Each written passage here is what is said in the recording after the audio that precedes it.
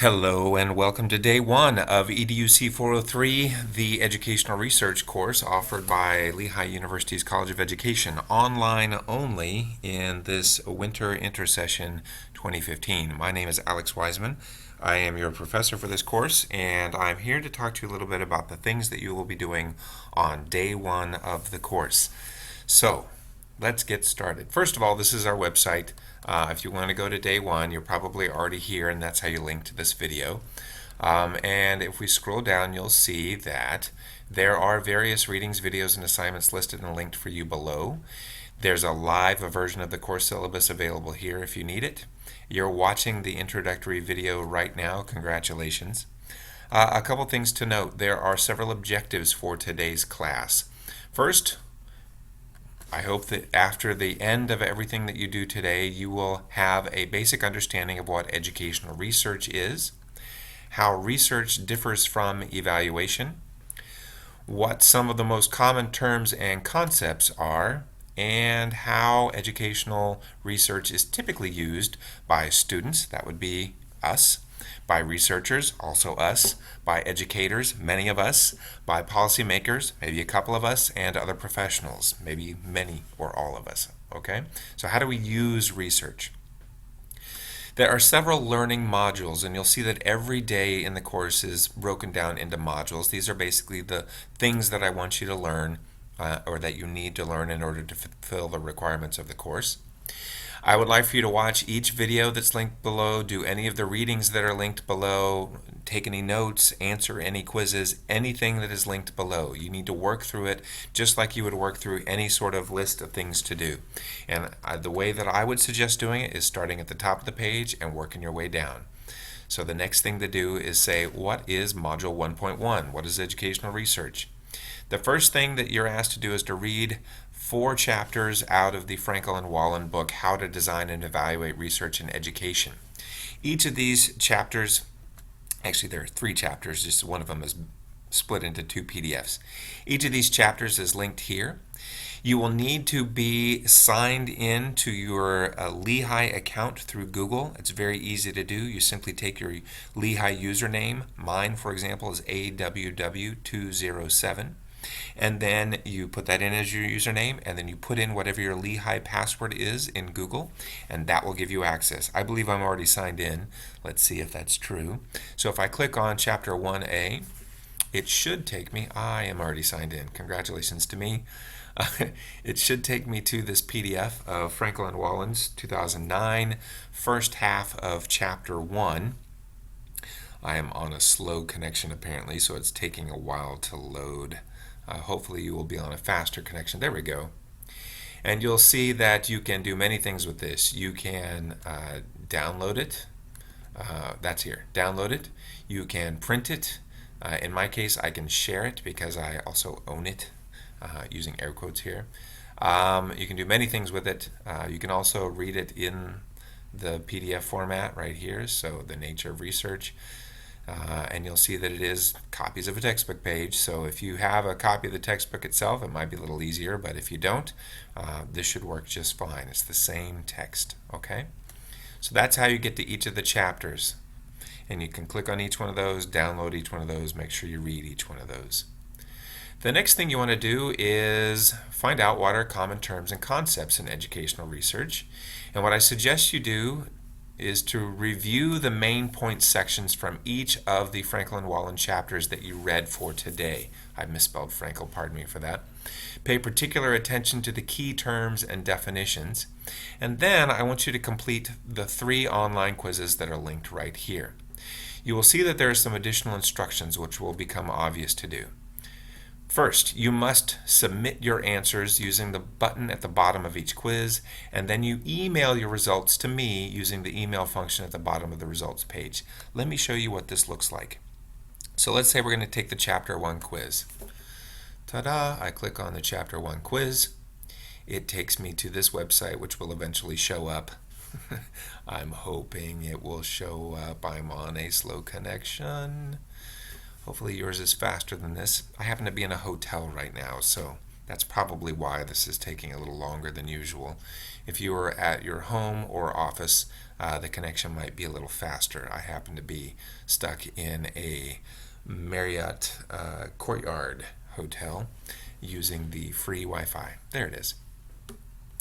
Okay, so let's say I'm taking this quiz. I'm just going to click A on each one of these because I just want to get to the end and show you what happens. You should actually take your time and answer these correctly. That will be important. So I'm clicking A on all of these just so that I can be done, and then I can show you what happens. Okay, I've answered all 15 questions. I'm going to submit my answers. It's going to tell me that I got 2 correct, 13 incorrect. So if you're watching this, clicking A for all of the answers is not the best way to do this. And then at the bottom here, it's going to have routing information. And so here's what you do. You put in your name. My name happens to be Alex Wiseman. There's only one section, but you can do this. EDUC 403. Congratulations. Me, I'm going to use my personal email address, wiseman.alex@gmail.com, and I'm going to email it to my instructor. That's also me, aww207@lehigh.edu. Okay, and then you can email it to other people if you want, and I'm going to say email me the results. And lo and behold, it just did that. Once you've done that and you've gotten that little pop-up box that I just closed, you're done. Congratulations. Go back and take the next quiz. All right? So I submitted my answers and then I emailed my results.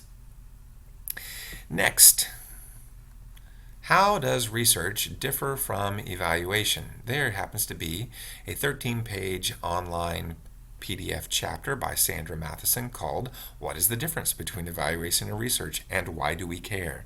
I'd like for you to read that. Next, I would like for you to find out, well, what do we typically use educational research for, by watching this 5-minute video from our friend here.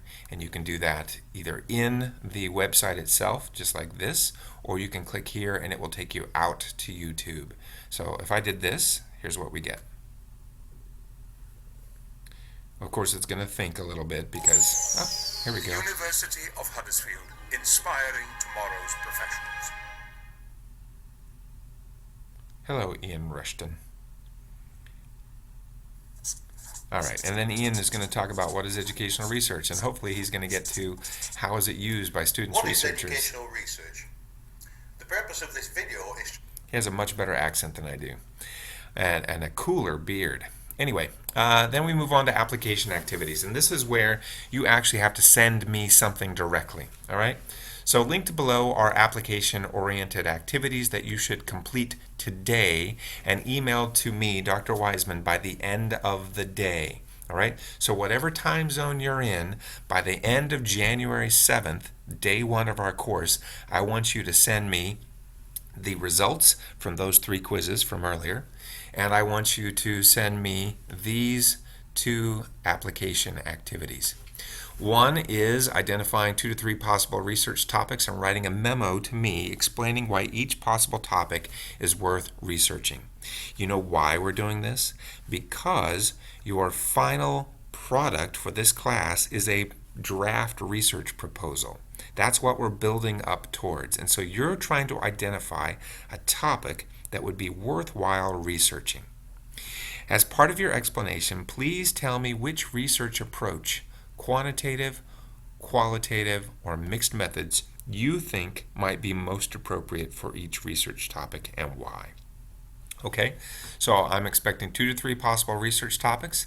That would be 2 to 3 paragraphs, and it should tell me not only about the topics and why they're interesting, but which research approach, quantitative, qualitative, or mixed methods, might be the most appropriate. And then I'd like for you to pick one of those possible research topics and develop a concept map. All you got to do is go here and sign up for a free account. You're also going to have to sign up for a free account here, so get ready to sign up for some free accounts. You'll go to this mind map website and you'll make a mind map. And this is going to, it's loading. The excitement is palpable. Almost there. Bam. Okay. And we're simply going to, let's see if I can remember my password.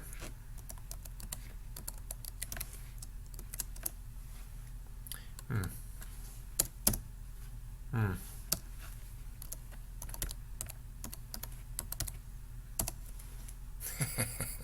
right, I'm just going to do this. Hey, look, I didn't really have to sign in. You do if you want to save it or send it, though, so make sure that you can remember your password. I'm going to have to look mine up. You start by simply, I'm going to say gender and ICT. And then I'm going to add a new bubble called school resources. And then I'm going to add another bubble called parental expectations. And what I'm doing is I'm building a mind map. Say gender and ICT is my main topic. And then I think that that's influenced by school resources and parental expectations. And I'm simply building this little mind map to explain what my research topic is and how I think it's kind of influenced. Okay? So that's what I'd like for you to do. I'd like for you to build a concept map that explains a little bit about one of these research topics. And then I'd like for you to create a 5-minute or less screencast explaining your concept map. That's what I'm using right now is screencastomatic.com. It's a free service. It limits you to 15 minutes max. Hopefully you're not going to talk for more than 5. All I want you to do is spend a couple of minutes telling me my main topic idea is this. I think it's influenced by this and this because of whatever. Okay? And then you'll send me a link to your free screencast. You'll send me the memo, and life will be good. And then I'd like for you to look at what's coming. All right? You are encouraged to look ahead at the following day's activities, and especially to prepare for the next day as soon as possible. In particular, I'd like for you to start watching the Developing Your Research Idea Proposal Parts 1 through 4 videos. They're linked on the January 12th webpage, which you can get to by clicking here. In fact, let me open that in a new tab.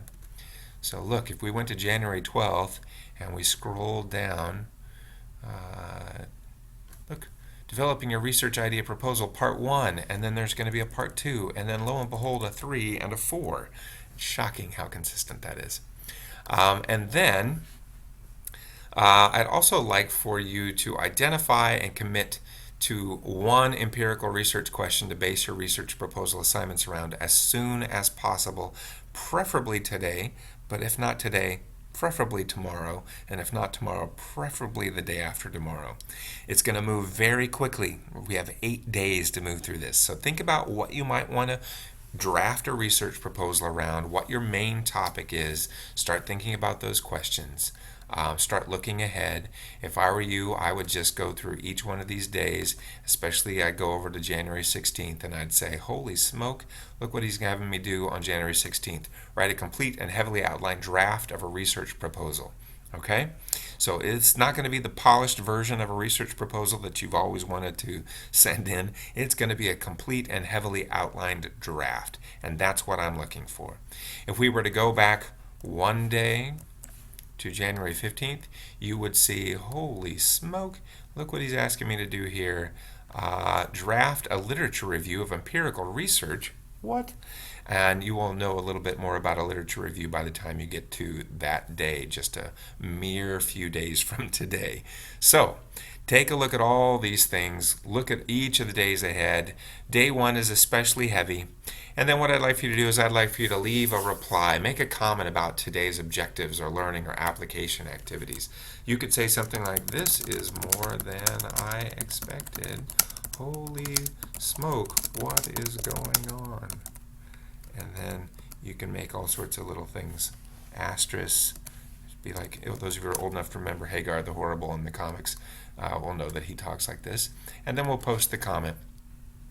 And hopefully, yeah, that will show up. For those of you who are posting for the first time, it won't show up immediately because I have to approve it before it goes up. But after you post one time, just use the same email address every time and you won't have any problem. All right? That is the quick and dirty overview of day 1. If you have any questions, please contact me at aww207@lehigh.edu. See ya.